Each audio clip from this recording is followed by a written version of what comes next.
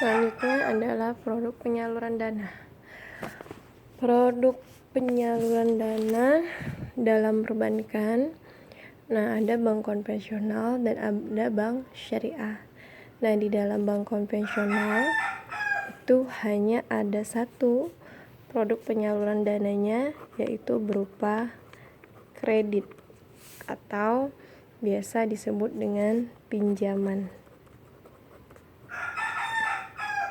Nah, berbeda dengan bank syariah, jika produk penyaluran dana bank syariah ini ada dua produk penyaluran dananya, ada kredit dan ada satu lagi adalah pembiayaan.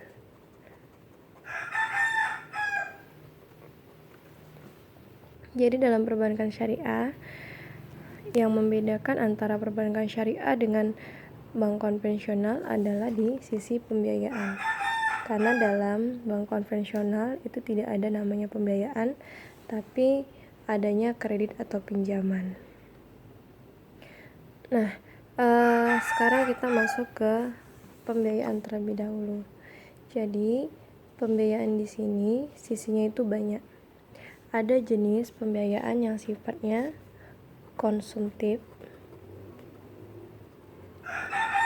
Konsumtif ini berarti yang habis pakai atau harta benda yang digunakan untuk pemenuhan kehidupan. Contohnya, kita contohkan konsumtif ini misalnya pembiayaan terhadap pembelian rumah atau pembelian kendaraan dan lain-lain. Jadi sifatnya itu yang memang dia untuk konsumtif atau menghabiskan. Lalu yang kedua ada modal kerja. Dari kata-kata modal berarti Anda sudah tahu bahwa modal itu berarti untuk penunjang kerja. Jadi untuk menunjang usaha maka dibutuhkanlah modal, dan dari sisi modal kerja ini maka diberikanlah pembiayaan. Lalu yang ketiga ada namanya investasi. Nah, jadi tiga bentuk inilah yang dijadikan alat atau dijadikan produk yang ditawarkan oleh perbankan syariah dari sisi pembiayaan konsumtif, modal kerja, dan investasi.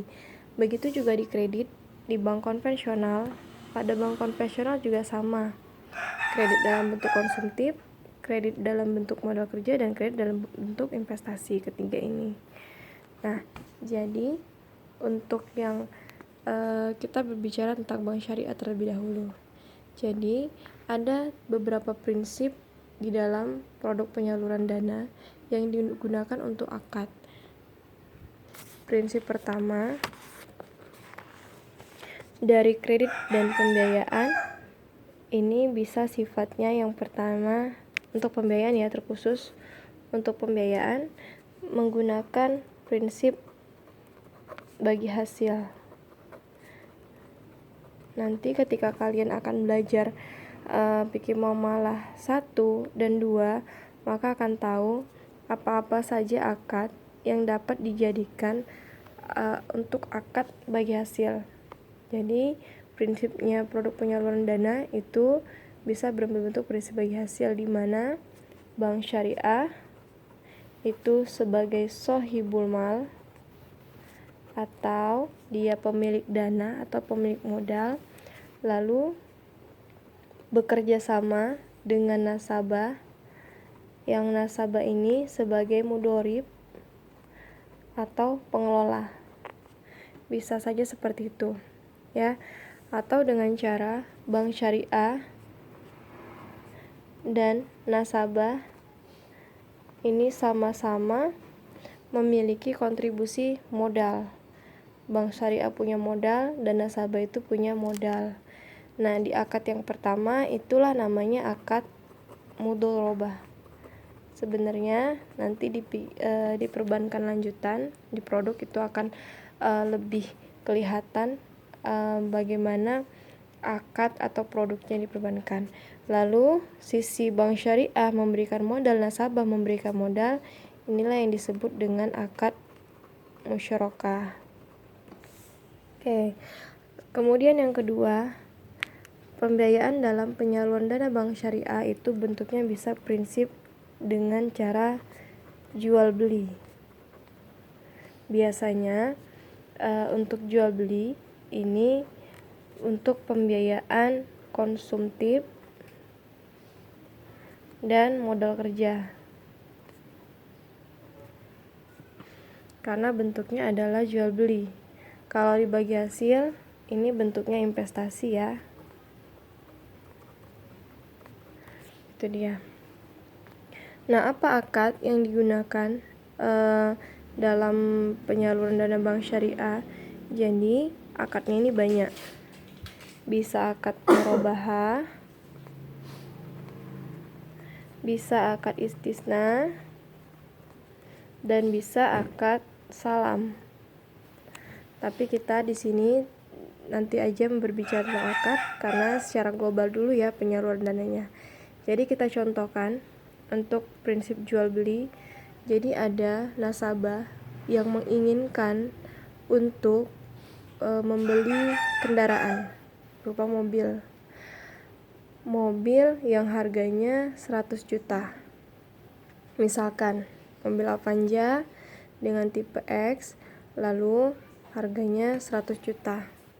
Kemudian bank syariah menawarkan kepada pembeli atau nasabah. Nasabah ini sebagai pembeli. Dia akan jual mobilnya dengan harga pokok 100 juta, namun dia minta marginnya karena murabahah ya. Nah, murabahah marginnya dia minta sebesar 50%. Kita contohkan, nasabah ingin beli mobil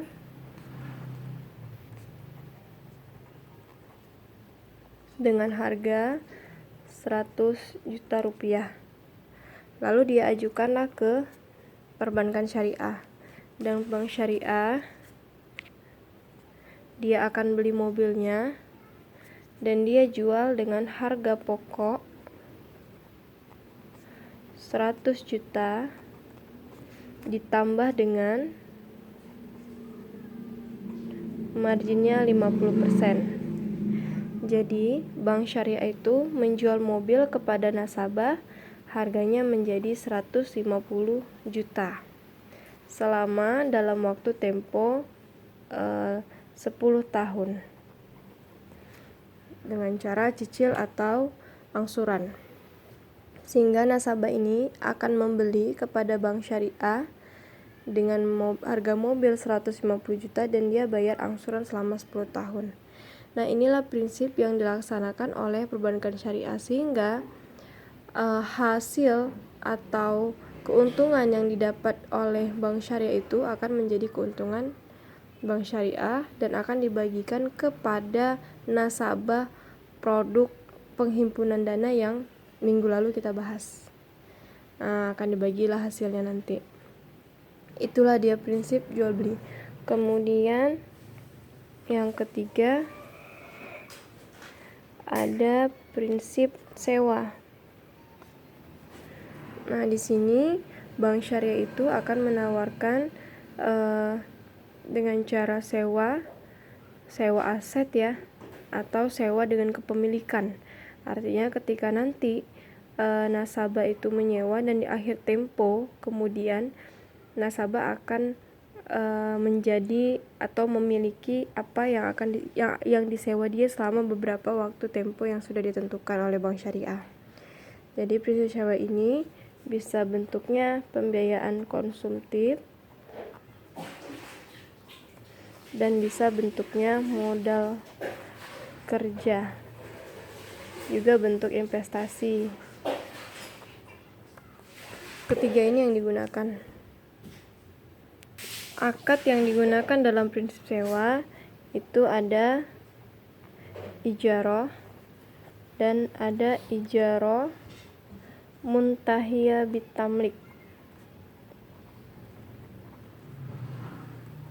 Nah, ijarah muntahiyah bitamlik inilah atau disingkat dengan IMBT yang sewa menyewanya di akhir kepemilikan akan menjadi kepemilikan si penyewa, karena ada akad yang lain.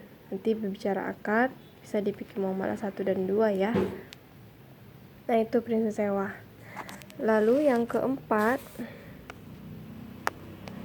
ada prinsip pinjaman. Nah, prinsip pinjaman inilah yang disebut dengan kredit. Akadnya adalah qard atau qardul hasan, pinjaman kebajikan. Nah, yang berbeda, prinsip pinjaman dalam bank syariah ini tanpa namanya tambahan. Jadi misalkan nasabah punya hutang kepada bank syariah sebesar 10 juta, maka dia akan bayar dengan tanpa ada tambahan, yaitu 10 juta juga. Jadi tidak ada tambahan dalam prinsip pinjaman di bank syariah. Nah, inilah yang membedakan prinsip pinjaman dalam bank syariah ketimbang dengan prinsip pinjaman di dalam bank konvensional. Itu dia ya. Kredit atau pinjaman di dalam bank konvensional ada tambahan, yaitu berupa bunga berapa yang dipinjam, maka ada penambahan yang akan dibayarkan oleh si nasabah. Nah, inilah dia produk penyaluran dananya dalam perbankan syariah. Jadi, produk penyaluran dana perbankan syariah itu banyak alternatif atau banyak akad ya, jenis-jenis produk yang bisa ditawarkan oleh bank syariah dan disesuaikan dengan kebutuhan nasabah.